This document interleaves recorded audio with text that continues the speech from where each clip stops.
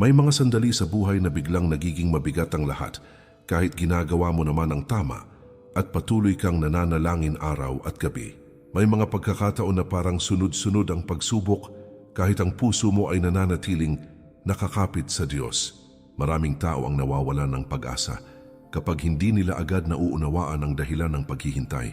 Ngunit may mga panahong ang katahimikan ng Diyos ay bahagi ng paghahanda para sa mas mabuting bukas. Kapag ang isang tao ay dinadala sa mas mataas na layunin, madalas nagsisimula muna ang paghubog sa gitna ng hirap. May mga pintuang nagsasara kahit buong puso mong gustong manatiling bukas dahil may direksiyong mas alam ang Diyos para sa iyo. May mga taong unti-unting lumalayo dahil nililinis ng Panginoon ang kapaligiran bago dumating ang bagong yugto ng buhay.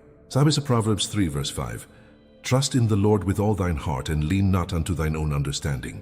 Malinaw ang paalala ng talatang ito na hindi lahat ng nangyayari ay agad mauunawaan ng tao. Patuloy ang kilos ng Diyos kahit tahimik ang paligid at hindi pa dumarating ang sagot. Bago tayo magsimula, mga mahal kong manunood, iniimbitahan ko po kayo na mag-subscribe sa ating channel para lagi po kayong updated sa mga bagong videos na aking gagawin.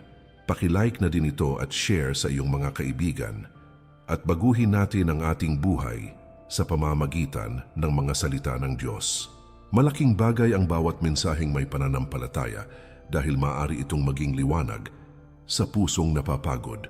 May mga taong tahimik na lumalaban araw-araw at naghahanap ng paalala na hindi sila nakakalimutan ng Diyos. Kapag naibabahagi ang ganitong mensahe, mas marami ring buhay ang maaaring muling lumakas. Maaaring sa simpleng pakikinig ay may pusong muling magkakaroon ng pag-asa. May mga panahong ang pinakamalaking himala ay nagsisimula sa gitna ng pagod at tahimik na panalangin. Kapag tila mabagal ang takbo ng buhay, hindi nangangahulugang pinabayaan ka na ng langit. May mga pagpapalang dumarating lamang kapag handa na ang puso sa mas malaking biyaya. Sabi sa Ecclesiastes 3 verse 1, "To everything there is a season and a time to every purpose under the heaven." Bawat paghihintay ay may takdang panahon na alam ng Diyos. Kapag lumalalim ang pananampalataya mo, kahit may pagsubok, may mahalagang ginagawa ang Diyos sa iyong buhay. Kapag natututo kang maging payapa, kahit kulang ang sagot sa mga tanong, may bagong lakas na nabubuo sa loob mo.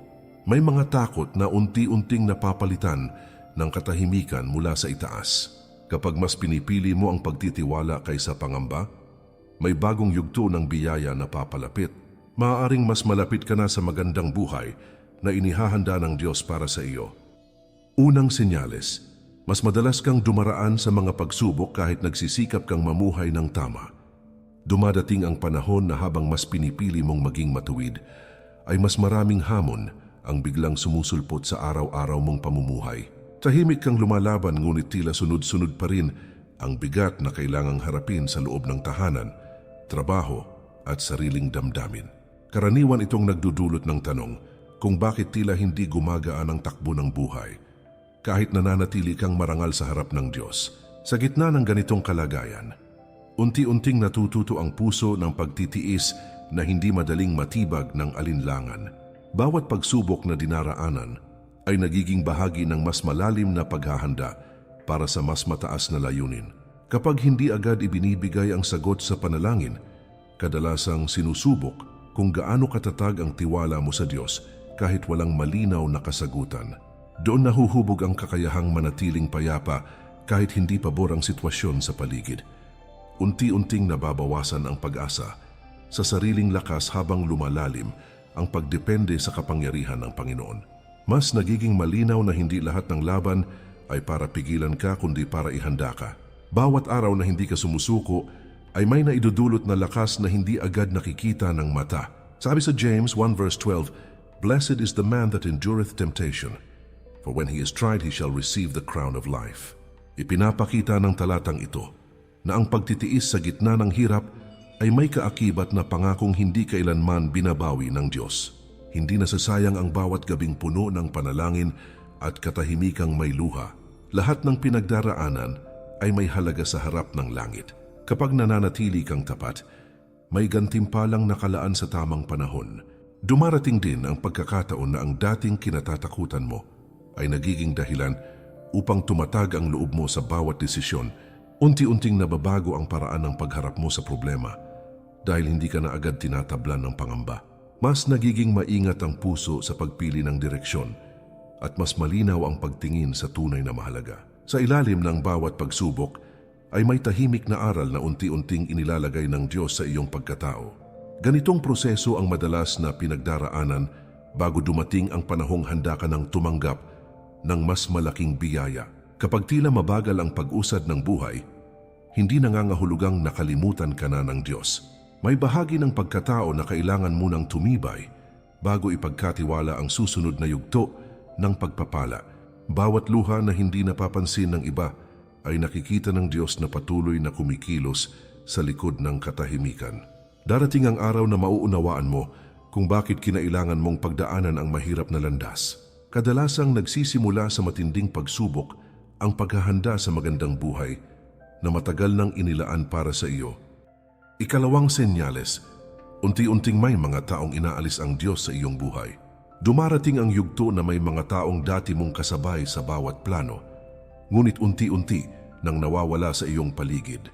Hindi laging madaling tanggapin ang ganitong pagbabago, lalo na kapag naging mahalaga sila sa maraming bahagi ng iyong buhay. May mga relasyon na tila biglang lumalayo kahit wala ka namang ginawang masama sa kanila. Sa unang tingin, parang pagkawala lamang ang lahat, ngunit madalas may mas malalim na dahilan kung bakit pinapayagan ng Diyos ang ganitong pangyayari. Bago dumating ang bagong biyaya, kadalasan nililinis muna ng Panginoon ang kapaligirang hindi na makatutulong sa direksyong inilaan para sa iyo. Kapag may mga taong umaalis, hindi agad nangangahulugan na kabiguan ang dahilan ng kanilang paglisan. May pagkakataong ang kanilang presensya ay para lamang sa isang partikular na panahon ng iyong paglalakbay. Pagkatapos matupad ang bahaging kailangan nilang gampanan, dumarating ang sandaling kailangan ng maghiwalay ang landas. Masakit man para sa puso, may kapayapaang unti-unting dumarating kapag nauunawaan mong may kamay ang Diyos sa bawat pagbabago. Hindi lahat ng pagkawala ay kaparusahan dahil minsan bahagi iyon ng pag-iingat sa iyong kinabukasan. Sabi sa Ecclesiastes 3 verse 1, "To everything there is a season and a time to every purpose under the heaven." Ipinapahayag ng talatang ito na bawat relasyon ay may takdang panahon sa ilalim ng kalooban ng Diyos. May mga taong ipinapadala upang magturo ng aral at may mga taong kailangang umalis upang magbigay daan sa bagong yugto. Hindi laging nauunawaan agad ang dahilan, ngunit malinaw na walang nangyayari na hindi nalalaman ng Panginoon. Bawat pagtatapos ay maaaring simula ng mas maayos na plano para sa iyong buhay. Habang lumalawak ang iyong pananampalataya, mas nagiging malinaw kung sino ang tunay na nakatutulong sa iyong espiritual na paglago. Unti-unting nababago ang paraan ng pagpili mo ng mga taong papapasukin sa iyong araw-araw na buhay. Mas nagiging mahalaga ang katahimikan kaysa sa mahang nagdadala ng pagkalito at bigat sa puso. Kapag mas pinipili mo ang kapayapaang galing sa Diyos, mas napapalayo ka sa mga ugnayang walang mabuting bunga. Ganitong pag-ayos ang madalas na ginagawa bago dumating ang mga taong tunay na makakasama mo sa tamang direksyon. Darating ang sandali na mauunawaan mo kung bakit may mga pangalang hindi na natili sa iyong kwento. Bawat paglayo ng maling tao ay nagbibigay ng puwang sa mas mabuting presensyang darating sa takdang panahon. Hindi kailangang habulin ang mga relasyong kusa nang lumalayo kapag malinaw na pinahihintulutan iyon ng Diyos. Mas mabuting magtiwala sa proseso kaysa piliting ibalik ang hindi na naayon sa kalooban ng langit. Kadalasang senyales ng paghahanda sa magandang buhay ang pag-aalis ng Diyos sa mga bagay na hindi na akma sa iyong kinabukasan. Ikatlong senyales, mas lumalalim ang iyong pananampalataya kahit hindi pa dumarating ang mga sagot. Habang tumatagal ang paghihintay, kapansin-pansin na mas nagiging madalas ang paglapit mo sa Diyos kaysa sa pagrereklamo sa mga pangyayari. Dati ay mabilis kang pinanghihinaan ng loob kapag walang malinaw na direksyon, ngunit ngayon ay marunong ka ng manatiling tahimik at manalangin. Unti-unting nababago ang pananaw mo sa mga araw na puno ng tanong at hindi kasiguruhan. Sa halip na pangunahan ng takot ang isip, mas pinipili mong manalig kahit kulang ang kasagutan. Ganitong pagbabago ng puso ay hindi basta nangyayari kung walang malalim na kilos ang Diyos sa loob ng iyong buhay. Kapag lumalalim ang pananampalataya, hindi nawawala ang hirap, ngunit nagkakaroon ng kakaibang lakas ang kalooban. Mas nagiging maingat ka sa mga salitang binibitawan at mas mapayapa ang pagharap sa bawat pagsubok. Hindi na agad nangingibabaw ang pag-aalinlangan kapag may bigla ang suliraning dumarating. Bawat araw ay nagiging pagkakataon upang higit pang makilala ang kabutihan ng Panginoon sa gitna ng ordinaryong buhay. Mas malinaw mong nararamdaman na may kamay siyang gumagabay kahit tahimik ang paligid. Sabi sa Romans 5 verse 3-4, "Tribulation worketh patience, and patience experience, and experience hope." Ipinapakita ng talatang ito na ang hirap na dinaraanan ay may bunga sa loob ng tao kapag nananatiling nakakapit sa Diyos. Hindi nasasayang ang bawat araw ng paghihintay dahil may pag-asang unti-unting tumitibay sa puso. Ang pagtitiis ay nagiging daan upang mas makilala mo ang katapatan ng Panginoon. Kapag tumatagal ang laban ngunit hindi humihina ang tiwala mo, may espiritual na paglago na nagaganap. Dumadating ang punto na mas pinahahalagahan mo ang presensya ng Diyos kaysa sa agarang sagot sa panalangin. Mas nagiging mahalaga ang kapayapaang galing sa Kanya kaysa sa bilis ng katuparan ng hinihiling. Bawat tahimik na umaga at bawat gabing puno ng panalangin ay nagiging bahagi ng mas matatag na relasyon sa langit. Hindi na lamang resulta ang hinahanap ng puso, kundi ang patuloy na paggabay ng Diyos sa bawat hakbang.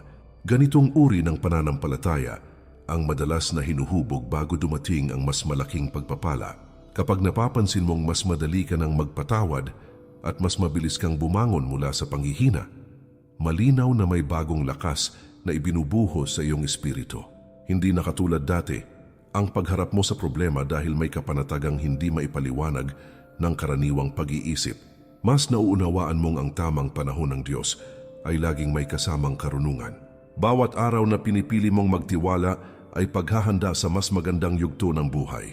Kadalasang nauuna ang malalim na pananampalataya bago ibigay ng Diyos ang mga biyayang matagal mo nang ipinapanalangin.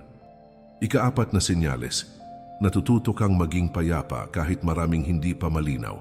Dumarating ang panahon na hindi pa man naayos, ang lahat ay may katahimikan ka ng nararamdaman sa loob. Hindi nawawala ang mga tanong, ngunit hindi na rin ganoon kabigat ang pagdala sa bawat araw. Sa gitna ng hindi tiyak na sitwasyon, mas pinipili mong manatiling kalmado kaysa magpadala sa pangamba. Unti-unting lumalakas ang loob mo kahit hindi pa kumpleto ang mga sagot na matagal mong hinihintay. Ganitong kapayapaan ay madalas dumarating kapag ang puso ay unti-unti nang hinahawakan ng Diyos. Kapag dati ay mabilis kang mabahala sa maliliit na problema, ngunit ngayon ay marunong ka ng huminto at manalangin, malaking pagbabago na iyon sa iyong espiritual na buhay.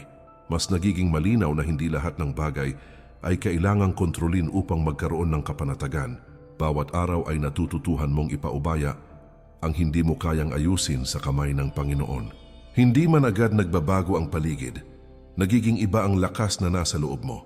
Ang pusong marunong maghintay ng payapa ay pusong inihahanda sa mas malaking responsibilidad. Sabi sa Philippians 4 verse 7, "And the peace of God which passeth all understanding shall keep your hearts and minds through Christ Jesus." Ipinapakita ng talatang ito na may kapayapaang ibinibigay ang Diyos na hindi kayang ipaliwanag ng karaniwang pag-iisip. Kapag nararanasan mo ang ganitong uri ng katahimikan, malinaw na may banal na kilos sa iyong puso. Hindi nakabatay sa sitwasyon ng tunay na kapayapaan, kundi sa presensya ng Diyos na kasama mo araw-araw. Mas tumitibay ang loob kapag alam mong may gumagabay kahit hindi mo nakikita ang kabuuan. Unti-unting nawawala ang dating ugaling madaling mataranta sa bawat hindi inaasahang pangyayari. Mas nagiging maingat ka sa pagdedesisyon dahil hindi ka na pinangungunahan ng emosyon. Bawat paghinto upang manalangin ay nagiging sandali ng paglinaw sa isip at damdamin. Mas napapansin mong hindi na agad sumasama ang loob mo kapag may naantalang plano. Ganitong klase ng pagbabago ang madalas bunga ng matagal na paghubog ng Diyos sa pagkatao.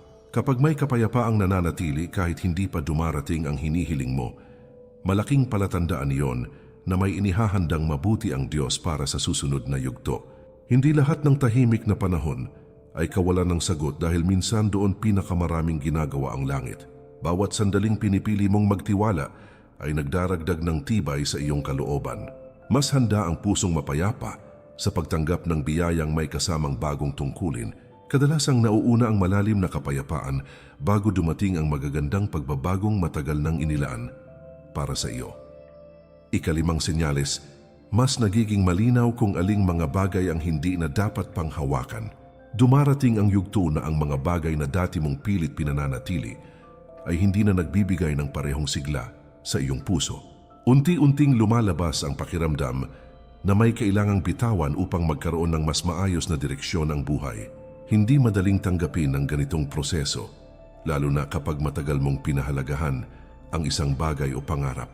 Subalit sa pagdaan ng panahon, nagiging malinaw na hindi lahat ng gusto ng tao ay naaayon sa pinakamabuting plano ng Diyos. Kapag may inaalis sa iyong kamay, madalas may mas mahalagang ilalagay sa tamang oras. Habang lumalalim ang iyong pag-unawa, napapansin mong hindi na pareho ang pagtingin mo sa mga bagay na dati mong inuuna. Mas nagiging mahalaga ang kapayapaan kaysa sa pagpipilit sa mga hindi na nagbibigay ng mabuting bunga. Unti-unti ring nababawasan ang takot sa pagkawala dahil lumalakas ang pagtitiwala sa paggabay ng Panginoon. Bawat desisyong may kasamang pagbitaw ay nagiging bahagi ng mas maingat na paglalakad sa tamang landas. Ganitong pagbabago ang madalas na simula ng bagong yugto ng espiritual na paglago. Sabi sa Isaiah 43 verse 18 to 19, "Remember ye not the former things, neither consider the things of old. Behold, I will do a new thing." Ipinahahayag ng talatang ito na may mga bagong gawaing nais simula ng Diyos, kaya may mga lumang bagay na kailangang iwanan. Hindi lahat ng nakaraan ay kailangang dalhin sa susunod na yugto ng buhay. May mga alaala, plano at ugnayang kailangang bitawan upang magkaroon ng puwang ang bagong biyaya. Kapag marunong kang magpalaya, mas nagiging handa ang puso sa bagong direksyong ibinibigay ng Diyos. Dumadating ang pagkakataon na hindi ka na gaanong nasasaktan kapag hindi natutupad ang dating mga nais mo. Mas nauunawaan mong may dahilan kung bakit may mga pinto na nananatiling sarado. Bawat hindi natuloy ay maaaring pag-iingat mula sa landas na hindi akma sa iyong kinabukasan. Mas lumalalim ang kapanatagan kapag natututuhan mong tanggapin ang hindi ipinagkakaloob sa ngayon. Ang pusong marunong bumitaw ay pusong mas madaling gabayan ng Diyos. Kapag malinaw mo nang nakikita kung alin ang dapat iwanan, malaking palatandaan iyon na may bago nang inihahanda para sa iyong buhay. Hindi aksidente ang pagbabago ng pananaw kapag ang Diyos ang kumikilos sa loob ng iyong puso. Bawat pagbitaw ay may kaakibat na bagong puwang para sa mas mabuting pagkakataon. Mas nagiging payapa ang kalooban kapag hindi na nakakapit sa mga bagay na tapos na ang panahon. Kadalasang nauuna ang tamang pagbitaw bago dumating ang magagandang biyayang inilaan ng Diyos. Ika-6 na senyales, mas nagiging maingat ka sa mga desisyong iyong ginagawa. Habang lumalalim ang iyong paglalakad kasama ang Diyos, kapansin-pansin na hindi ka na basta kumikilos ng padalos-dalos sa mahahalagang bagay. Bawat hakbang ay mas pinag-iisipan dahil nauunawaan mong may epekto ang bawat pasyang ginagawa sa kinabukasan. Hindi na agad emosyon ang nangunguna kapag may kailangang piliin o haraping sitwasyon. Mas pinipili mong manahimik muna, manalangin at humingi ng gabay bago magbigay ng tugon. Ganitong uri ng pag-iingat ay senyales na may hinuhubog na karunungan ng Diyos sa iyong puso. Dati ay maaring mabilis kang magdesisyon dahil sa takot, galit o pagnanais na matapos agad ang problema. Ngayon ay mas malinaw ang pagnanais mong maunawaan muna ang tamang direksyon bago kumilos. Unti-unti mong natututuhan na hindi lahat ng bukas na pinto ay dapat agad pasukin. Mas mahalaga na ang kapanatagang galing sa Diyos kaysa sa agarang resulta. Kapag marunong nang maghintay ang puso, mas umiiwas ito sa mga pagkakamaling dala ng pagmamadali. Sabi sa Proverbs 19 verse 2, "He that hasteth with his feet sinneth." Ipinapakita ng talatang ito na ang pagmamadali ng walang sapat na pag-unawa ay maaaring magdala sa maling landas. Bawat desisyong may kasamang panalangin ay mas nagiging matatag at payapa. Hindi lahat ng oportunidad ay tamang panahon para sa iyo. Mas mabuting mabagal ngunit malinaw ang hakbang kaysa mabilis ngunit puno ng pangamba. Kapag napapansin mong mas pinahahalagahan mo ang tamang oras kaysa sa sariling kagustuhan, malaking pagbabago iyon sa iyong pananampalataya. Mas nagiging bukas ang isip sa posibilidad na may mas mabuting plano ang Diyos kaysa sa unang nais mo. Hindi ka na agad nasasaktan kapag may hindi natutuloy dahil marunong ka nang tumingin sa mas malawak na layunin. Bawat paghinto upang humingi ng gabay ay nagpapakita ng lumalalim na pagtitiwala sa Panginoon. Ganitong klase ng pag-iisip ang madalas makita sa pusong inihahanda para sa mas malaking biyaya kapag dumarami ang mga sandaling pinipili mong maging maingat kaysa pabigla-bigla. Malinaw na may bagong antas ng pagkahinog sa iyong pagkatao. Hindi aksidente ang pagbagal ng iyong mga desisyon dahil minsan bahagi iyon ng pag-iingat ng Diyos sa iyong daraanan. Mas nagiging handa ang isang tao sa magandang buhay kapag natututo siyang pumili ng may karunungan. Bawat tamang desisyon ay nagiging pundasyon ng mas maayos na bukas. Kadalasang nauuna ang paghubog sa pagdedesisyon bago dumating ang mga pagpapalang may malaking pananagutan. Ikapitong senyales, mas madalas mong piliin ang katahimikan kaysa makipagtalo. Dumarating ang panahon na hindi mo na kailangang patunayan ang sarili sa bawat taong hindi nakauunawa sa iyo. Mas pinipili mong manahimik kaysa patagalin ang usapang walang naidudulot na kapayapaan. Hindi dahil nawalan ka ng saloobin, kundi dahil natutuhan mong hindi lahat ng laban ay kailangang sagutin. Unti-unting lumalalim ang pag-unawa na may mga pagkakataong mas makapangyarihan ang mahinahong puso kaysa sa matinding pagtutol. Ganitong asal ay madalas bunga ng panloob na paghubog na ginagawa ng Diyos sa pagkatao. Kapag dati ay mabilis kang naapektuhan sa bawat puna, ngayon ay mas marunong ka ng salain kung alin ang dapat pakinggan at alin ang dapat ipaubaya sa Diyos. Mas nagiging mahalaga ang kapayapaan kaysa sa kagustuhang laging maipaliwanag ang iyong panig. Hindi na agad umiinit ang damdamin sa tuwing may hindi pagkakaunawaan. Sa halip ay pinipili mong maging maingat sa bawat salitang lumalabas sa bibig. Ang pusong marunong magtimpi ay pusong lumalakas sa espiritual na paraan. Sabi sa Proverbs 15 verse 1, "A soft answer turneth away wrath, but grievous words stir up anger." Ipinapakita ng talatang ito na ang mahinahong pananalita ay may kakayahang pigilan ang mas malaking alitan. Kapag natututuhan mong sumagot ng may kababaang loob, mas naiiwasan ang sugatang damdamin at maling desisyon. Hindi lahat ng pagkakataon ay nangangailangan ng matigas na tugon upang maipakita ang katotohanan. Mas malinaw ang presensya ng karunungan kapag kontrolado ang dila at damdamin. Unti-unti ring nawawala ang pagnanais na ipilit ang sarili sa mga usapang alam mong magdadala lamang ng bigat sa loob. Mas pinipili mong ilaan ang lakas sa mga bagay na tunay na may kabuluhan sa harap ng Diyos. Hindi kahinaan ang pananahimik kapag ang layunin ay mapanatili ang tamang kalooban. Maraming maling alitan ang naiiwasan kapag marunong kang huminto bago magsalita. Sa ganitong paraan ay mas napoprotektahan ang puso laban sa hindi kailangang sugat. Kapag mas madalas mo nang piliin ang katahimikan kaysa sa walang katapusang pagtatalo, malinaw na may pagbabago sa loob na hindi basta nakikita ng iba. Mas nagiging handa ang puso sa mas malaking responsibilidad kapag natutuhan nitong kontrolin ang emosyon. Hindi aksidente ang paghinahon na unti-unting nabubuo sa iyong pagkatao. Bawat sandaling pinipili mong pairalin ang kapayapaan ay paghahanda sa mas maayos na yugto ng buhay. Kadalasang nauuna ang ganitong uri ng kapanahunan bago dumating ang mga biyayang may mas malalim na layunin. Ikawalong senyales, mas nararamdaman mong hindi ka na pareho ng dating ikaw. Unti-unting napapansin mong iba na ang paraan ng pagtingin mo sa buhay kumpara sa mga nakaraang taon. Mga bagay na dati mong labis na pinoproblema ay hindi na ganoon kabigat sa iyong kalooban ngayon. Mas malinaw na sa isip mo kung alin ang tunay na mahalaga at alin ang pansamantalang bagay lamang. Hindi man ganap ang lahat, kapansin-pansin ang paghinahon ng puso sa harap ng pang-araw-araw na hamon. Ganitong pagbabago ay madalas bunga ng mahabang panahon ng tahimik na paghubog ng Diyos. Dati ay madaling mangibabaw ang takot kapag may hindi inaasahang pangyayari. Ngayon ay mas marunong ka ng huminga ng malalim at ipaubaya sa Panginoon ang hindi mo kayang kontrolin. Mas nagiging maingat ka sa mga salitang binibitawan at sa paraang pakikitungo sa kapwa. Unti-unti ring lumalalim ang pag-unawa mo sa halaga ng kapatawaran at pagtitimpi. Kapag nagbabago ang loob ng tao, kasabay ding nagiging mas malinaw ang direksyong ibinibigay ng Diyos. Sabi sa 2 Corinthians 5 verse 17, "Therefore if any man be in Christ, he is a new creature. Old things are passed away, behold, all things are become new." Ipinapahayag ng talatang ito na ang taong lumalakad kasama ng Diyos ay unti-unting nagkakaroon ng bagong pagkatao. Hindi agad nakikita ang buong pagbabago, ngunit malinaw ang bunga nito sa araw-araw na asal at pag-iisip. Bawat karanasang pinagdaanan ay nagiging bahagi ng bagong pagkakakilanlang hinuhubog ng langit. Kapag may bagong ugali at bagong pananaw, may malalim na gawain ng Diyos sa puso.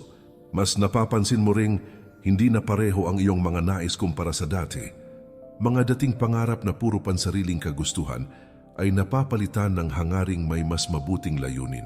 Mas nagiging mahalaga ang kapayapaan kaysa sa paghanga ng ibang tao. Hindi na rin kasing lakas ang pagnanais na habulin ang mga bagay na walang pangmatagalang kabuluhan. Sa ganitong kalagayan ay unti-unting lumalapit ang buhay sa direksyong may tunay na saysay. Kapag malinaw mong nararamdaman na iba ka na sa dating sarili, malaking palatandaan iyon na may bagong yugto ng inihahanda para sa iyo. Hindi aksidente ang bawat pagbabagong nagaganap sa isip, damdamin at paraan ng pagharap sa araw-araw. Bawat tahimik na paglago ay bahagi ng paghahanda sa mga biyayang kayang dalhin ng mas matatag na puso. Mas handa ang isang taong nabago na sa loob kaysa sa taong umaasa lamang sa panlabas na tagumpay. Kadalasang nauuna ang pagbabago ng pagkatao bago dumating ang magandang buhay na inilaan ng Diyos. Habang nagpapatuloy ang bawat araw, mahalagang maunawaan na ang bawat yugto ng buhay ay may dalang layuning hindi agad nakikita ng paningin, ngunit malinaw sa harap ng Diyos. Bawat pagsubok na dinaanan, bawat taong lumayo, bawat panahong tila mabagal ang pag-usad, at bawat gabing puno ng tahimik na panalangin ay maaaring bahagi ng mas malalim na paghahandang inilaan para sa iyong kinabukasan. Kapag may mga pagbabagong nagaganap sa puso, sa pananaw, at sa paraan ng pagharap mo sa buhay, malinaw na may gawain ng Diyos na unti-unting humuhubog sa iyong pagkatao. Hindi nasasayang ang mga panahong tila mabigat dahil madalas doon nagsisimula ang pinakamatibay na pundasyon ng pananampalataya. Bawat sandaling pinipili mong magtiwala ay may katumbas na lakas na hindi agad napapansin, ngunit patuloy na lumalalim sa iyong kalooban. Sabi sa Jeremiah 29 verse 11, "For I know the plans I have for you, saith the Lord, plans of peace, and not of evil, to give you an expected end." Malinaw ang pangakong dala ng talatang ito, na ang Diyos ay may mabuting layunin para sa kaniyang mga anak kahit may mga panahong mahirap unawain ang kasalukuyang kalagayan. Kapag tila maraming bagay ang hindi naayon sa iyong inaasahan, hindi nangangahulugang nalilihis na ang plano ng langit para sa iyo. Patuloy na kumikilos ang Panginoon kahit tahimik ang paligid at kahit hindi pa dumarating ang sagot sa panalangin. Bawat paghihintay ay may kasamang paghubog upang maging handa ang puso sa biyayang may tamang panahon. Mga mahal kong manunood, muli ko po kayong iniimbitahan na mag-subscribe sa ating channel para lagi po kayong updated sa mga bagong videos na aking gagawin. Paki-like na din ito at share sa iyong mga kaibigan at baguhin natin ang ating buhay sa pamamagitan ng mga salita ng Diyos. Malaking tulong ang bawat pagbabahagi ng mensaheng may pananampalataya dahil maaring may isang pusong nangangailangan ng pag-asa at lakas sa mismong sandaling ito. Kapag ang salita ng Diyos ay naipapasa sa mas marami ring buhay ang maaring muling tumatag at lumapit sa Kaniya. Bawat simpleng suporta ay nagiging daan upang mas marami pang mensaheng may kabuluhan ang makarating sa mga taong nangangailangan ng gabay. Maraming tahimik na lumalaban sa araw-araw at minsan isang mensahe lamang ang nagiging dahilan upang hindi sila sumuko. Patuloy mong dalhin ang pananampalataya sa bawat umaga at gabi anuman ang bigat ng iyong pinagdaraanan. Kapag nananatili kang nakakapit sa Diyos, dumarating ang lakas na higit sa kayang ibigay ng mundo. Hindi kailangang makita agad ang buong daan upang makapagpatuloy sa paglakad, basta malinaw na kasama mo ang Panginoon sa bawat hakbang. Bawat panalangin na binibigkas ng may katapatan ay dinirinig sa tamang panahon. Darating ang araw na mauunawaan mo kung bakit kinailangan ang lahat ng paghahandang pinagdaanan bago dumating ang magandang buhay na inilaan para sa iyo.